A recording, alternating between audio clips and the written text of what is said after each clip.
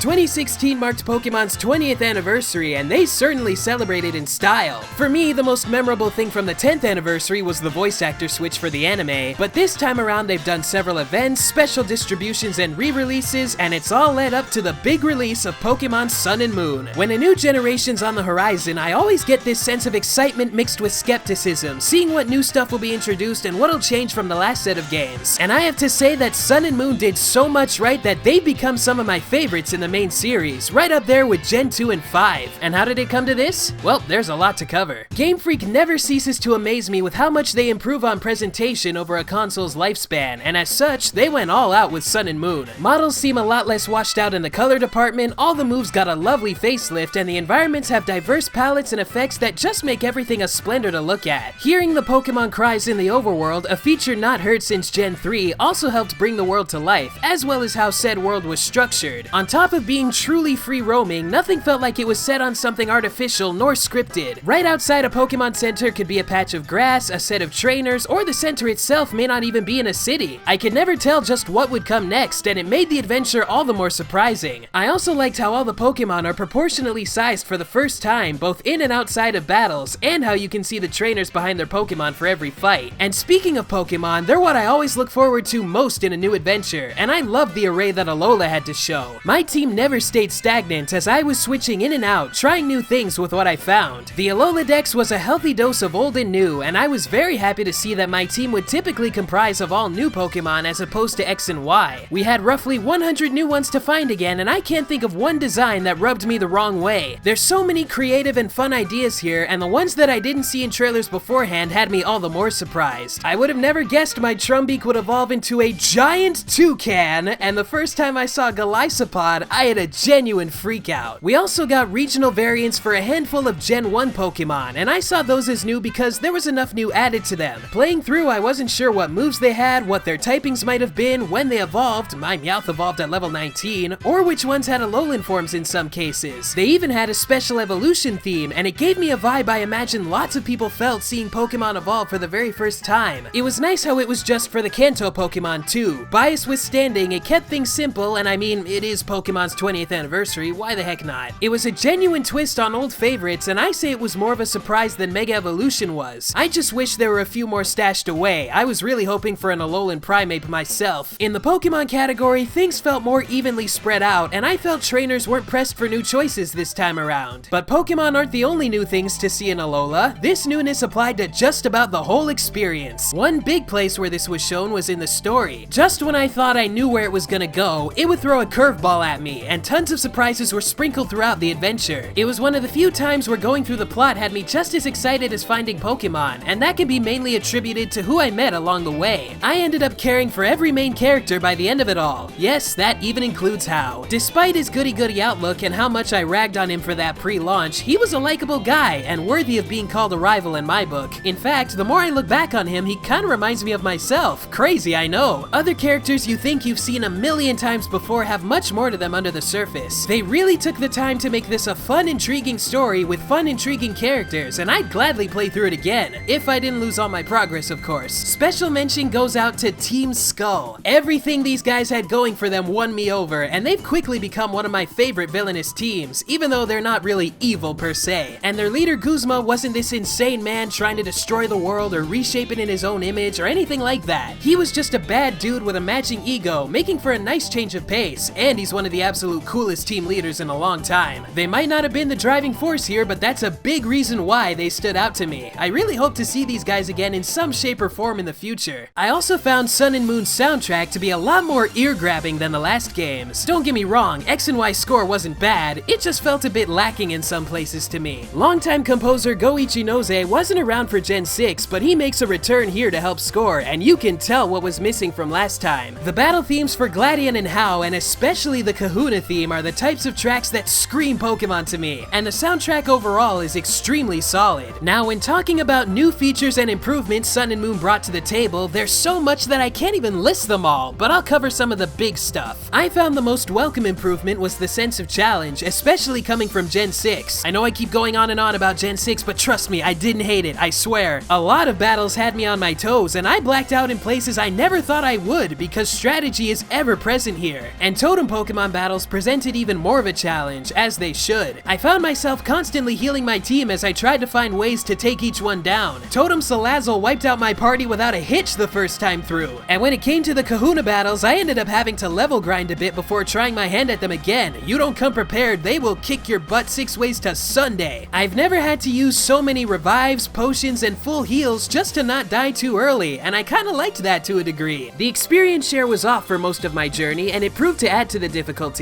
And to those who think they can try a no-heal Nuzlocke in these games and get out relatively okay, it's just not gonna happen. Trust me. Another welcome change was bringing back the experience gain from Gen 5. It's so much more useful when leveling up Pokemon that are a bit behind, and when evolving stuff later on, it gets the job done in no time at all. Sun and Moon also put a bigger emphasis on version differences and the day and night mechanic, which I really enjoyed. I'd say to my brother who had Pokemon Sun, "Oh, I didn't see that in my game," and vice versa. One mechanic that needs to become a series staple is Pokéride, being infinitely better than HMs. Even when they weren't necessary, they were just fun to use. Surfing on Lapras and realizing I didn't need Surf felt so freeing, and riding Tauros at breakneck speed is a childhood dream come true. And once again, it's all proportionately sized, which deserves some major kudos. Z moves are also a nice addition that weren't as broken as they led on. Much like Mega Evolution, they can be a great final hurrah in battle, though they involve a bit more strategy to pull off successfully, and when used sparingly, they're a ton of fun to watch. And I adored Poképelago. It gave my Pokemon in the PC something to do, and reminded me of the anime when Ash would call up Oak to see how his Pokemon at the lab were doing. Mon would comment on my Pokemon's personalities and which ones were getting along. I didn't feel as bad about putting Pokemon away, and it nabbed some pretty cool bonuses too. None of the new features felt intrusive or too tacked on, and when I ended up using them, I enjoyed them a lot. But no game's perfect, and Sun and Moon had a few minor shortcomings. I didn't like the placement of some of the wild Pokemon, specifically in SOS battles. Some have only a 1% encounter rate for seemingly no reason other than to make it harder to find, and can only be found in SOS battles on top of that. I thought catching a Politoed was hard before, but holy crap, they're really gonna make me work for it, huh? Screw the novelty of catching them in the wild if that's how you're gonna play it. I'm better off just evolving things. I'll get them much faster than trying to chain for 4 hours. SOS battles I'm pretty mixed on in general. Sometimes I like them, sometimes I don't. Oh, and super training is gone, along with horde battles. I mean, the first one doesn't make sense to me, but the latter I can kinda see why, but I'm still upset. Which brings me to the game's frame rate, the one thing that didn't get an upgrade from Gen 6. If anything, it took a step backwards along with no 3D, but it didn't get in the way of my enjoyment for the most part. And in terms of negative stuff, that is pretty much it. On the whole, Sun and Moon really felt like the next natural step for Pokemon, and it's been so much fun. Even though the formula was shaken up considerably, it was still Pokemon through and through. A great example of how the more things change, the more they stay the same, and I've already logged 100 plus hours into it. That's how you know it's Pokemon. I took things at a nice pace, not wanting to rush through because I wanted to soak it all in. A lot of the worries I had going into this game were put to rest when I started playing, and throughout the story I was constantly reminded of why I love Pokemon so much. Whenever a new Pokemon game comes out, I'm always thinking about what's next for the series because I know they're probably working on Gen 8 as I speak. I may not know what the future brings, but if Sun and Moon are any indication, whatever's next, I think Pokemon's gonna do just fine. You did not let me down, Game Freak.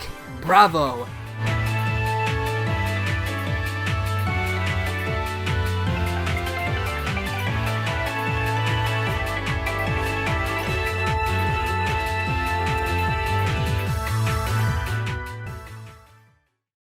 Thanks again for watching, everybody. I really hope you enjoyed what you saw. So if you did enjoy, feel free to give this video a like, share it with a friend, subscribe, all the good stuff that I always go on about. And if you want to keep up with what I'm doing, feel free to check out my social media links in the description below. I think that's pretty much everything I wanted to cover, so with that, I will see you guys next time. Later!